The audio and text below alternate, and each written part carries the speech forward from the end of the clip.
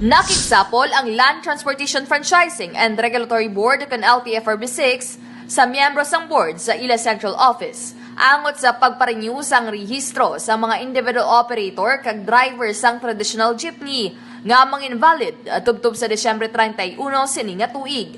Sa interview sang Radyo Bandera Iloilo kay Attorney Salvador Altura, spokesperson sang Ltfrb 6, ginpahayag sini nga temporaryo nga ginhold ang renewal. Bangod ginklaro pa nila ang kaundan sang Memorandum Circular 2023-017. Nakasugtan sa ilang meeting nga iproseso na ang renewal sa rehistro, bisan nga wala pa nakapamiyembro sa kooperatiba.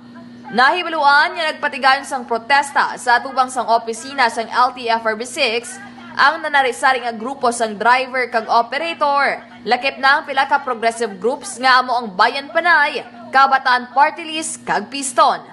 Nagpatigayon sa nguntat biyahe sa nga Mayo 10 ang pila ka mga yara sa ruta sang Altatxera, NFA, Haruliko, Jeepney Owners and Drivers Association akan Anfa Hoda, Tansa Baybay, Lapus kag Lapas. Kung pabalo naman sila nga sandig sa inspection sa central sang board sa Ltfrb ang amon opisina di sa Region 6 mag-issue sang extension sang provisional authority ng mga salakyan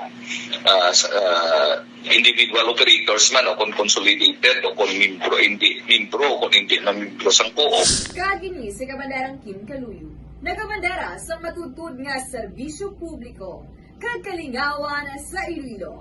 Radyo Bandera. This news is brought to you by, do you feel tired all the time? Do you have frequent infections? Do you have always cold? It's a sign of low immune system. Boost your immune system with Clinica D3 Bio, antibacterial, natural antioxidant, immune system booster. Clinica D3 Bio has vitamin D3, lauric acid, and monolurine to fight against all viruses. Try Clinica Vitamin D3 with Coccus nocifera.